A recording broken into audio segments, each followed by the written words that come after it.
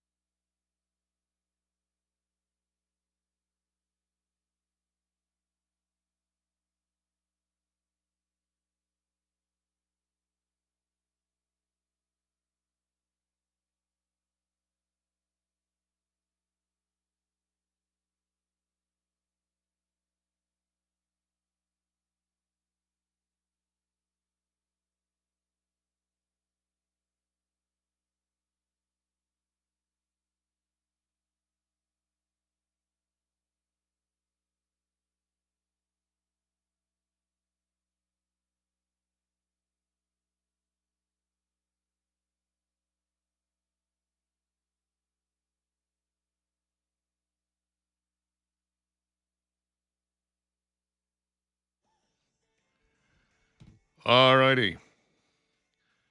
Dixon Divining, Talk 99.5, talk995.com. You can bounce Hanoi Rocks and replace them with the Tijuana Brass.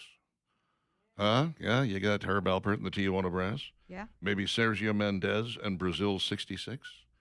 But definitely lose Texas and put in the Atlanta Rhythm section. Huh? How about the Miami Sound Machine? Personally, I would not put Florida Georgia Line on any list ever. But Damian Mitchell would. Yes, he would. True. Yeah, somebody put in Africa. No, there's no Africa. There's It's a song. It's a song called Yeah. Africa. But Congratulations. to the but best no. of my knowledge, there is not a group called Africa. Kathy says Telluride. I don't know that they're really going with local groups. I could be wrong on that. Well, and then no disrespect to them, but they didn't hit really huge nationwide. So. No, they did not. No, that Telluride was a local gang, and great. People loved them at parties. Played a lot of frat stuff, and wonderful, but not quite good enough to make the list. Sorry about that, Telluride. We love you anyway. Work Trucks is downtown at 2324 3rd Avenue South. They've got a huge selection down there, over 100 vehicles on the lot at any given time. And you can find them online at worktruckswithanxllc.com. Worktruckswithanxllc.com. There you'll find the type of truck, the year it was made, the number of miles on it, what kind of condition it's in, and the price. And then you can go down to Work Trucks live and in person, give it a test drive. They've got a service station, a service site right next door where they will take care of anything and everything on your vehicle if you need it fixed, or if you do get an extended warranty, they'll go ahead and replace or repair whatever needs to be done right there on the Work Trucks lot, which is fantastic. Work Trucks, they've been at it for 30-plus years now in the same location. They are all about trucks. Work Trucks with an XLLC.com, downtown 2324 3rd Avenue South. The the Seattle Seahawks are allowing the NFL's annual Hard Knocks series to take us behind the scenes. And the first episode with the defending Super Bowl champions gave us a peek at the first day of training camp. And the Navy's Blue Angels stole the show. Okay. Blue Angels typically play no role in an NFL training camp, but somehow at the climax of Tuesday night's episode, there they were, roaring across the sky over the Seahawks and making some of the millionaire professional athletes and coaches react like wide-eyed kids. More of that in a moment, but firstly, you should know that it is rare for the defending Super Bowl champs to allow dozens of cameras to be placed throughout their training facility and have players and coaches mic'd up so the viewing public can watch their meetings and practices and listen to typically private conversations. But the Seahawks are graciously allowing it this year.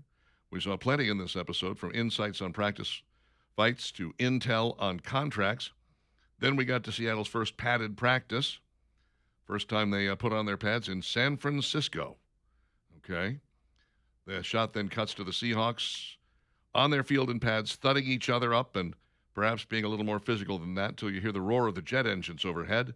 Players and coaches look skyward, and 6 blue and yellow FA-18 scream across in formation, a trail of white smoke in their wake. Ooh, contrails. Chemtrails. Oh, no. Yes, America, McDonald exclaims.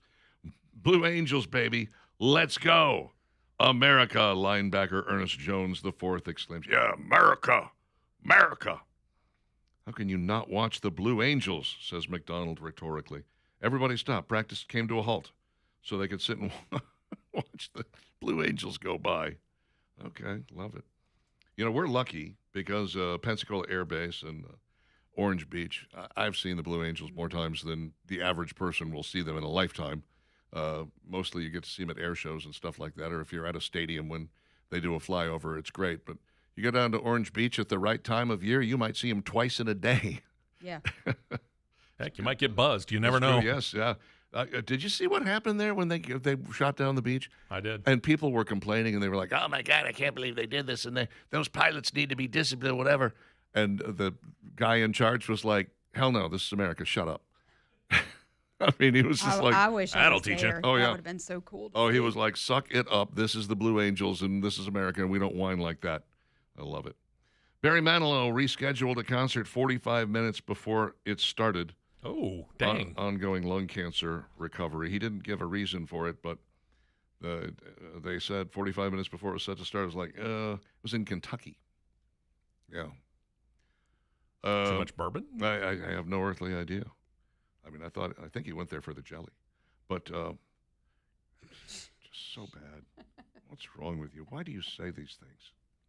Because you Give me see a an second. opening and you just can't help it. Same with Barry. Anyway, sending hugs, take care, and remember, you must come first, one user wrote on X. I'm so sorry you had to reschedule tonight's show. Another added, please look after yourself, Barry, sending much love and healing energy from across the pond. He's beginning to look more and more like Harpo Marx. If you see the pictures, bless his heart. He's up there, man. Guy wrote some of the greatest commercial jingles of all time. Did some of the greatest music, easy listening music, right? You're not a big Barry Manilow fan? I saw the face you just made there. Just because I saw his picture. Oh, Impressed, are we? you saw the Harpo Marx picture. Yeah. Yeah. If you lined he, Rod Stewart, and Harpo Marx up all in a line, you'd be hard-pressed to pick one out of the lineup, you know? Bless their hearts. Rock and Roll Hall of Famer, Jackson Brown, has zero political savvy. He donated money to the Doug Jones campaign. Again. I mean, Good luck with that. he gave $500 in December, $250 in March, and $250 in June. I'm like, Jackson, you're not getting any younger. Hold on to that money. Stop throwing good money after bad. $1,000 on the Doug Jones campaign. Why not just flush it down the toilet? I mean, You mean he didn't do that when he did that? Kind of. The Akron Zips. You familiar with the Akron Zips? I did not know that was what they were called. They are a college football team, I know. obviously. I had no idea that was what their mascot was. In order to build Most up of the students that went there didn't either. no, they actually draw a pretty good crowd. I think they're a tier 2 team. I could be wrong on that. But they decided in order to get a little more excitement going for the first game of the year, they have issued a release that says a season ticket holder will be randomly selected as the offensive coordinator of the game. The fan will work with Zips head coach Joe Moorhead to help script the opening drive when Akron hosts Robert Morris in its first home game on September 12th. The Zips will open the season the previous week at Wake Forest. Doesn't seem Nothing right. could go wrong there. I mean, you're putting a whole football team up against one guy, Robert Morris. How is he going to do? He doesn't have a chance, Bob. He's a big guy. Is he that big? Is he going to be okay? We'll see. I don't I'm trying to figure out. I don't know that they actually have an offensive coordinator. So I guess That's what they're doing. They're just bringing a random lucky fan out of the stands. I can't find a name of an actual offensive coordinator for them Well, there you unless the head coach is doing that too. So We need somebody. How about just some Yeah. random dude? That's why they. Yep, exactly. and we don't have to pay him. And Gutfeld regular Jeff Dye drives a Tesla. He doesn't do conservative stuff on stage. He does it, on Gutfeld when he's on Fox and whatever. He's a pretty funny guy. I've seen him once or twice on Gutfeld. But he tours, does stand-up comedy, and drives a Tesla. He comes out of the comedy club the other day, and somebody has written the word douche on his car. Now, what you don't know, or whoever did it didn't know, is that there are cameras on Teslas that will actually photograph you while you're doing that. And that's exactly how he caught Laura Keitlinger, whom I actually like as a stand-up comic. She's pretty funny. I've liked her for years. She's always been kind of struggling in that mid-tier of comics can't break through. But if you have seen the movie Kicking and Screaming with Will Ferrell, she was one of the two lesbian mothers of Bing Bong, the little Asian kid. Anybody?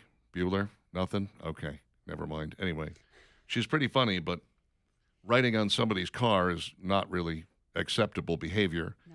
And why are you picking on Tesla? He may have bought it back when Elon was a Democrat. You don't know.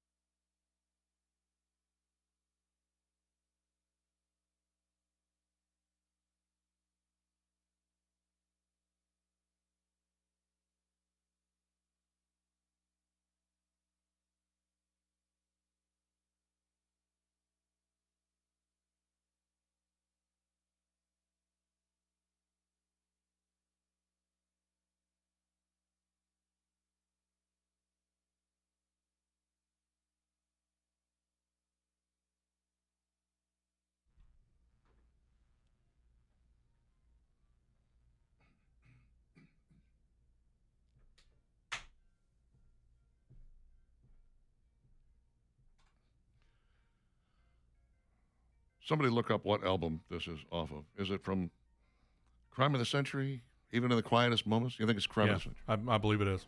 I think it is, too. I think Crime of the Century, which immediately preceded Breakfast in America, which was their quintessential album. Supertramp's Breakfast in America was their Led Zeppelin 4, if there was such a thing. Had 3, 4, 5 songs that came off of that thing as hits. It was the one that they were waiting for. And then, of course, they broke up, because that's what bands do. I saw them in concert. Must have been 1979. It was June the 6th of 1979. How would I know that? Richard, how do you know that, you say? Because Yes, Richard. How do you know that? my best friend Brian had just gotten his driver's license that day. It was his 16th birthday. And so he drove a bunch of people to the concert, and I was in the other car that was full of friends that drove to the concert, and it was an amazing concert. The Supertramp Breakfast in America tour. Oh, still one of my favorites of all time. 9:37 with Dixon and Vining Catherine Kayat. Now just going silent. She's just wandered away. Have you dozed off? Is that what's going on here? You can be honest with me. I've been talking. Barely. Put the mic in front of your face. What's wrong with you? Don't you know? All right. I've been talking. I didn't talk much in the 6 o'clock hour. No, you but- did not. But No. But I thought you were just kind of dozing off on me. I apologize. I'm- I shan't accuse you of that again. I was assuming that you were Mm-hmm. doing other things. Over here looking at important business on my computer. You know, Mhm. I was gonna jump in once you started. If I said something worthwhile. That's right. I see where you're going with this. How do you feel about Shake Shack? You ever been there? I've never been there. Me neither. I walked by it a dozen times in the summit. I mean, easily a dozen, maybe more. I have never once opened the door, taken have- 2 steps in. Like obviously shakes, but they have like burgers and fries and Yes, stuff like that too. yeah. Okay. I have heard that they have a really good smash burger. Now, I did stop at one. It was on the beach in Florida, Treasure Island, Florida, and all they really had was they had burgers, hot dogs, shakes, and ice cream. Those were the 4 things that they sold. And I mean, the burger was a set burger. It was like, this is what you get. It was a very small shack, which hence the name Shake Shack, I get.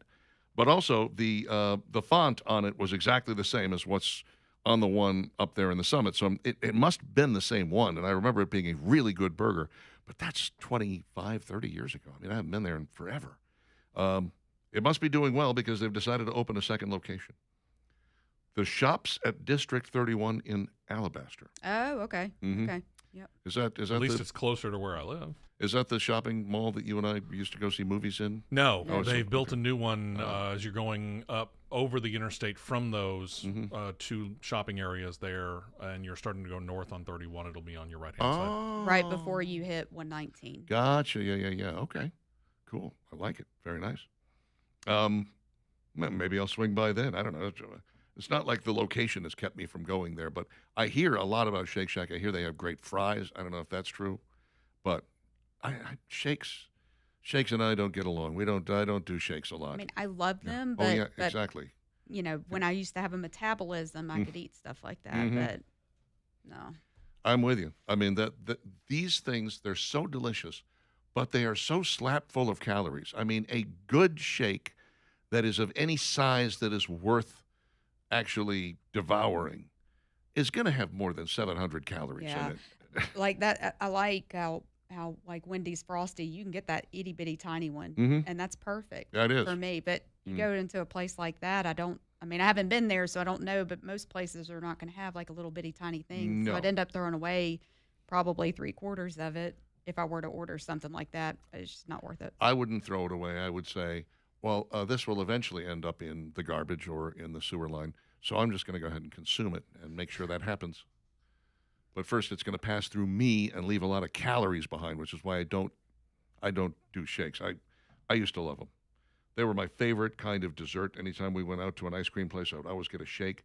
I was 10. I could do it then. Mm-hmm. Now it's like, no, not going to happen. Even when I was 35, I could do it, but not much past that. Ooh, wow. Yeah. Jimmy John's has a new menu item for a limited time. Jimmy John's, the place that claims to be freaky fast, and that's pretty much it for them. Yeah. We're freaky fast. Sure. Good. What's the quality like? Did we mention we were fast? Yeah. A PB&J cookie. The back-to-school PB&J cookie. Okay, then. I guess it's a peanut butter cookie that has jelly filling. Sounds like a good presumption. I don't know. All Recipes senior editor Courtney Castle says she gave this loaded cookie a try. Nothing is better than PB&J, and this is one delightful treat to enjoy alongside a Buffalo Ranch wrap.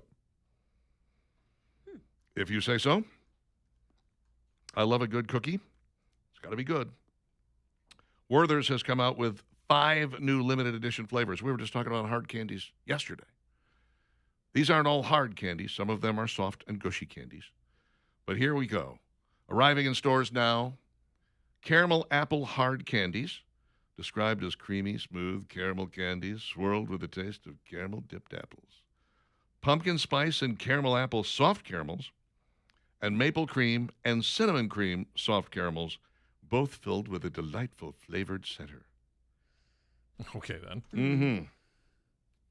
I'd be willing to give the caramel apple hard candies a try if they had the zero sugar variety, which they might. I don't know. They might. This is one of the few places that they still had chocolate. You could buy a bag of sugar-free chocolate Werthers, which are fantastic. They're less than 10 calories apiece.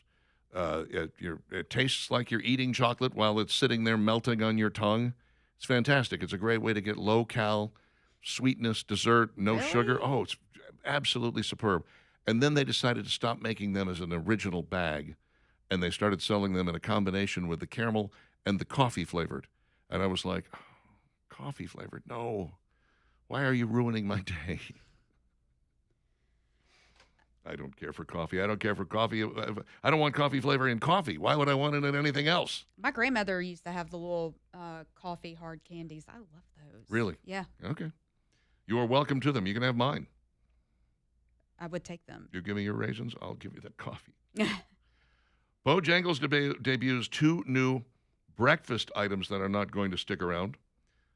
One of them looks fascinating. It's looks like a bacon, egg, and cheese breakfast sandwich with hash browns for buns. Mm-hmm. If you got it crispy enough, Mm-hmm. I might be interested in that. I could probably eat a bite or two, though. You give it a shot for Yeah, sure. I'd give it a shot. The Carolina Crunch is its newest offering, made with eggs, cheese, and applewood smoked bacon in between 2 extra-large Bo-tato rounds. It hit menus nationwide August 2nd for a limited time. The other is, looks like it's a chicken, egg, and bacon biscuit here. Okay. Knock yourself out there. New Cajun. This does not seem like it's a new thing. They're all becoming Taco Bell.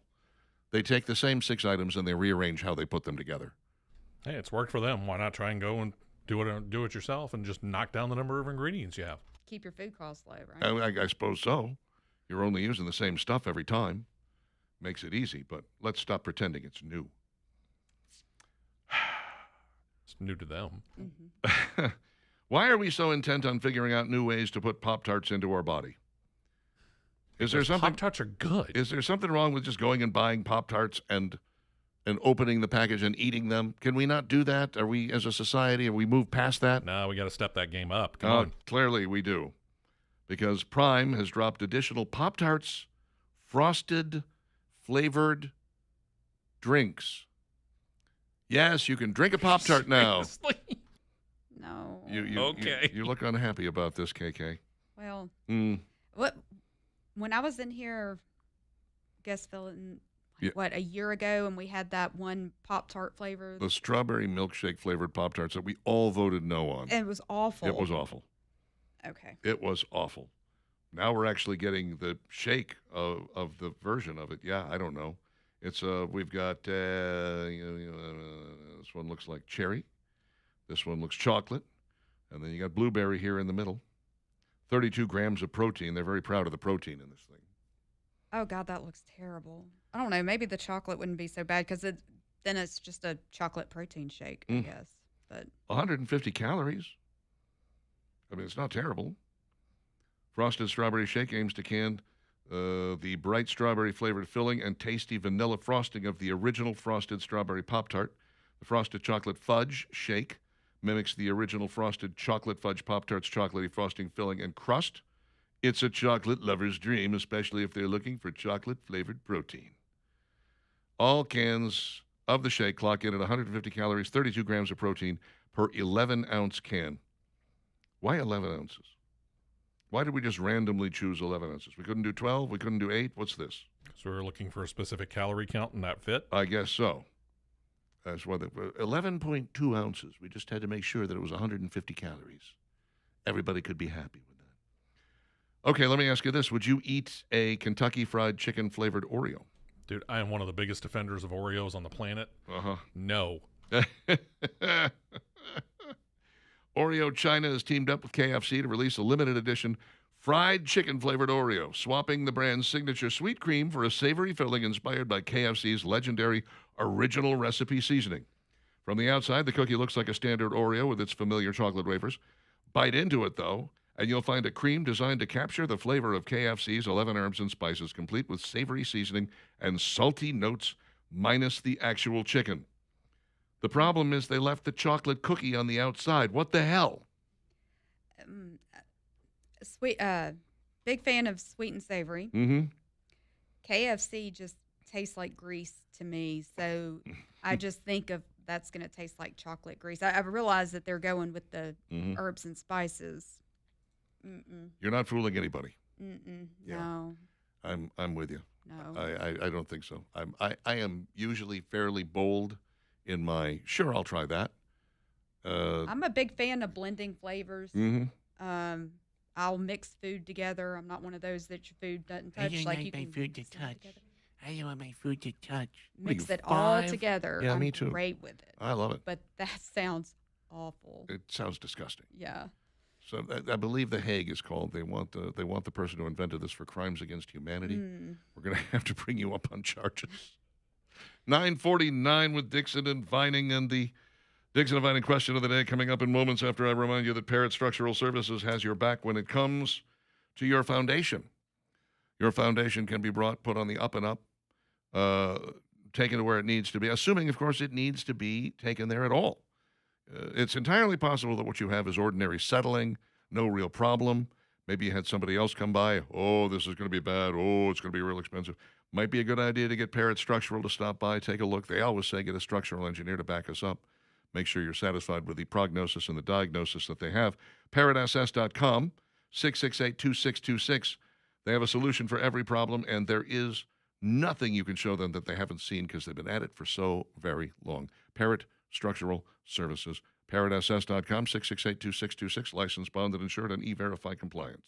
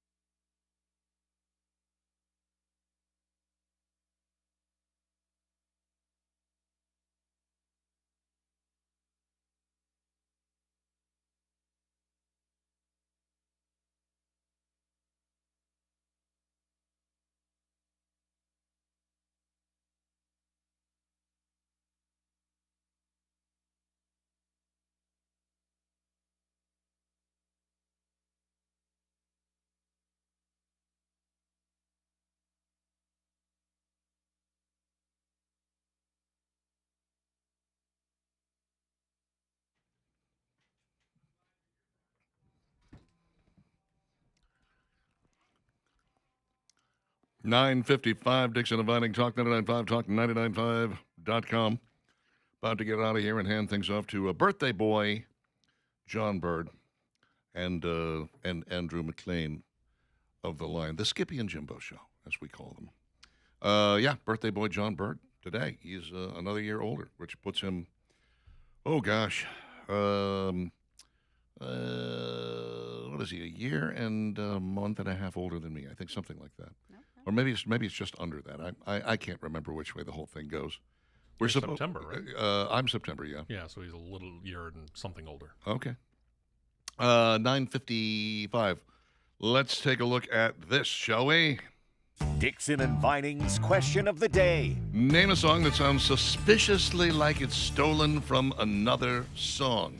Basically, two songs that sound very similar. What do you got, Steve West? Well, I was initially going to go with the classic My Sweet Lord, but then this morning, our friends from the Health and Wealth Show threw out the Kinks' Ape Man, which sounds amazingly like Lola. So they stole from themselves. A lot of the Kinks stuff sounds alike. I've noticed that. Yeah. Go check out Ape Man and then go listen to Lola, and you'll be like, dude, really? Same song. All right, what about you? Catherine Kyle. Bittersweet Symphony. Bittersweet Symphony from Ruby Tuesday with the Stones, right? Mm-hmm. That's basically, it was a complete and total ripoff, and it was decided so in court as well. But apparently Mick Jagger and what's-his-face, the Keith Richards, decided to give them the rights. Was it a few years ago? 2019. 2019 they did. I know a ton of these, being in radio for as long as I have been. You cannot help but pick up a lot of them. But the one that always sticks in my craw and always will is Viva La Vida and If I Could Fly by Joe Satriani. Coldplay and Joe Satriani. It's the same song. You can listen to it. And Joe Satriani did take him to court, and a settlement was reached. Undisclosed settlement. But that was one of those that was just like, really, guys? Did you think you were going to get away with this? Wow. We tried. A lot of answers online. Shane says Shinedown's 365 sounds like Def Leppard's Hysteria, at least at the beginning. Tim says La Bamba and Twist and Shout both use the 1-4-5 chord progression and the same backbeat. About a zillion other songs do too, yes. Bo points out Ghostbusters, I Want a New Drug. That's kind of an old one. Tim, ROCK in the USA and What I Like About You are interchangeable. I had not thought about that, but I think he's absolutely right. I'm going to go check that out. Kurt, our friend from the Wildflowers, the Tom Petty tribute band. Yes. He's a regular answerer to our Dixon and Vining question of the day. Love him. Tennessee Whiskey is a blatant ripoff of the Etta James song, I'd Rather Go Blind. Different lyrics, but exact same chord progression, style, and vocal delivery. All righty. Okay. I always associate The Weeknd's Blinding Lights with Laura Branigan's Self-Control. I love Self-Control. I hadn't thought about that, but maybe onto something. We're Not Going to Take It by Twisted Sister is O Come All Ye Faithful. Oh, come all ye faithful, joyful and yeah, no, he's not off. He's not off too much by then. But that's, same old Lang Syne and the 1812 Overture. It's the same song. And I think Kenny Loggins or Dave Loggins admitted that. Dave, who was it? Who wrote that song? I can't remember. Somebody important. Choosing Texas by Ella Langley has a striking resemblance to Fast Cars and Freedom by Rascal Flatts. Okay. Kid Rock All Summer Long sounds like an awful lot like Werewolves of London. Yeah, he sampled why it. He sampled it, yeah. Yeah. Mississippi Queen and Don't Fear the Reaper, same cowbell. But we need more cowbell. Joe Pat says, Smells Like Teen Spirit is Message in a Bottle. Actually, Kurt Cobain said it was Boston's More Than a Feeling. He said, every time somebody listened to the song, when I first came up with it and we recorded it, and every single time someone listened to it, I broke into a cold sweat going, they're going to notice. They're going to notice at some point. And he said they never did. Nobody ever figured it out. Men at Work Down Under. You're thinking about Kookaburra, I guess. Hotel California, much like Jethro Tull's We Used to Know, especially the lead guitar at the end. Heart's Barracuda is a sped-up version of Led Zeppelin's Kashmir, supposedly done with Led Zeppelin's blessing, if you say so. Can't Touch This and Super Freak, yes, once again sampled. Every Christmas song written after 1995, says Dwayne. Alrighty. Okay. Ice Ice Baby, yes, that again was sampled. Yeah. I don't care what Vanilla Ice said. Led Zeppelin's Lemon Song. Yeah. Led Zeppelin stole a lot from a lot of other groups, and we don't fault them for it because we love them, because they're fantastic, because they're Led Zeppelin. All right, that is it for us. We are out of here. Catherine Kai will be back with me tomorrow morning, dark and early at 6 a.m. Whew. Talk at you then, Dixon of Vining, Talk 99.5. Bye now.